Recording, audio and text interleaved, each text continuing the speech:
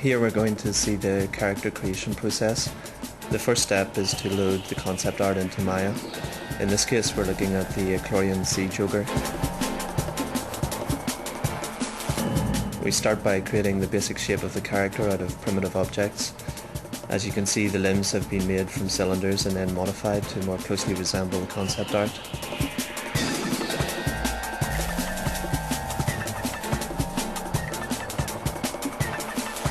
Working on one half of the character, we continue the process of refining the mesh. Here I'm adding definition to the eyes and ears.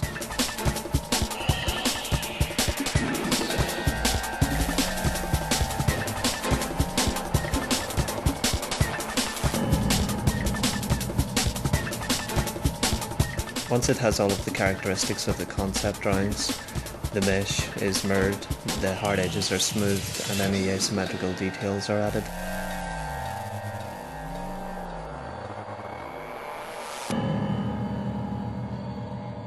Here is the final textured model ready for animation.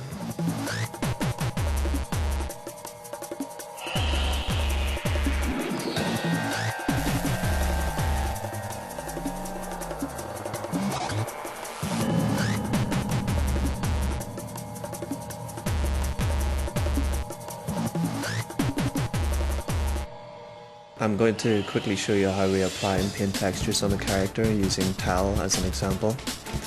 A grid texture is evenly applied to the geometry from a number of angles. This ensures that the final texturing is evenly applied without any distortion.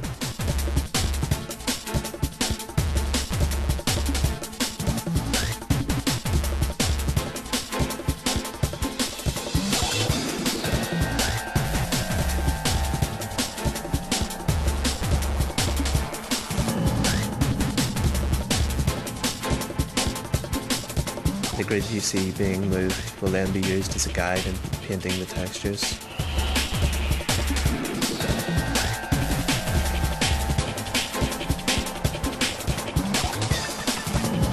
We start with skin color and add shading and other details, and then assign the texture back onto the character's face.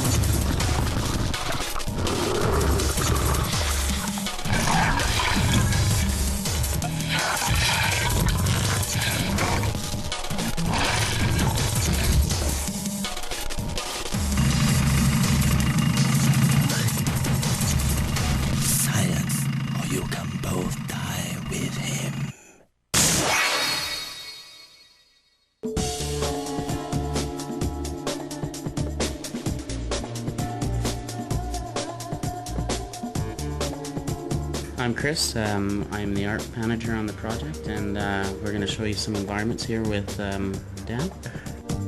I'm Dan, one of the environment artists on the project too.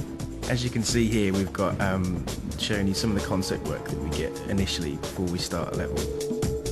From there, then we block out a section of that level or environment and go through a few playtesters with design to see whether the level is coherent or works with the design that we've got laid out. We have to take into account the areas which have got gameplay elements in it, like puzzles, or if there's a combat area, or special spooky climbs, or anything that's story dependent or quest dependent into the level.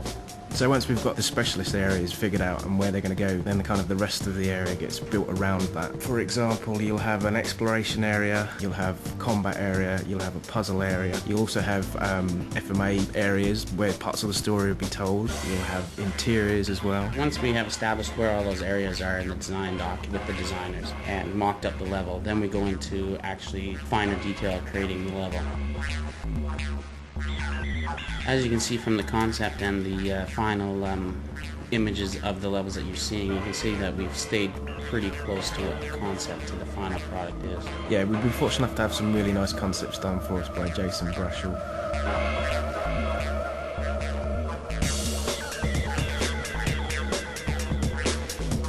With the Xbox, we're fortunate enough to create high-level detailed worlds. It gives you a freer reign than some other consoles, basically. As you can obviously see, I mean, the level of detail within the actual props themselves is very high, higher than you'd get in other games maybe. In the game of Sudeki, there's 3 worlds. There's light, dark, and a shadow world. With the light world, obviously it's light, bright, Colourful.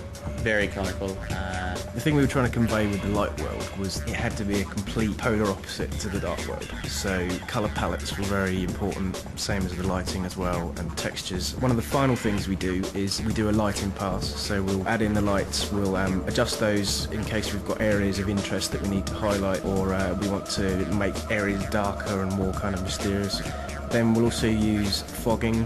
As well as using lighting for enhancing story elements, NPCs, where quest locations may be. Basically, it's like a visual clues to the player, isn't it? It's quite important in that respect.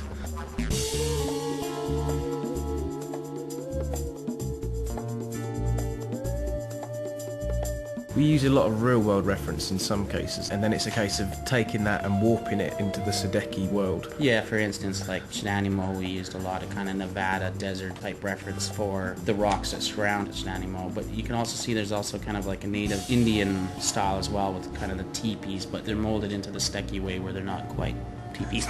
Then you go to somewhere like Transcentia, which is, as we were saying, it's Orwellian looking with the fantastical machines, but it's kind of steampunk clockwork. As you saw with the characters, the evolution of the environments have gone through the same thing as the characters have.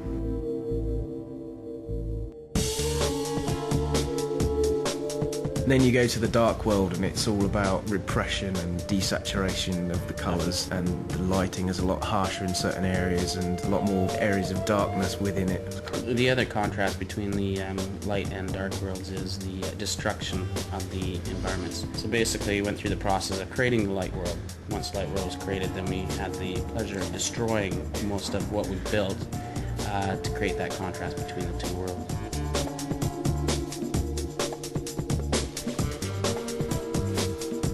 The great thing about Maya is that some of its tools have been totally invaluable, like using the polysculpt tool, for example, to edit rock faces and areas like that.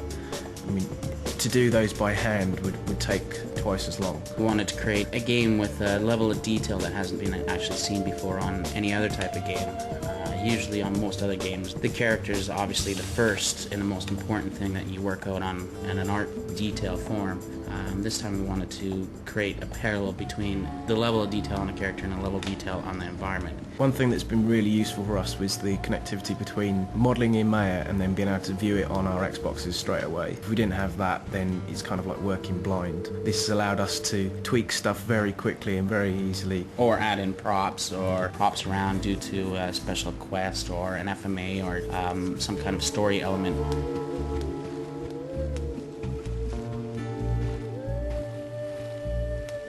So being able to see it literally within seconds from within Maya to on the Xbox has been absolutely essential. I think we've really pushed the boundaries on the Xbox as far as poly counts go, as far as render passes on the textures, lighting effects, special effects. Universal, really, all the way around. We've taken that notch, and you can say that we've tamed it from the volume from 10 to almost 11.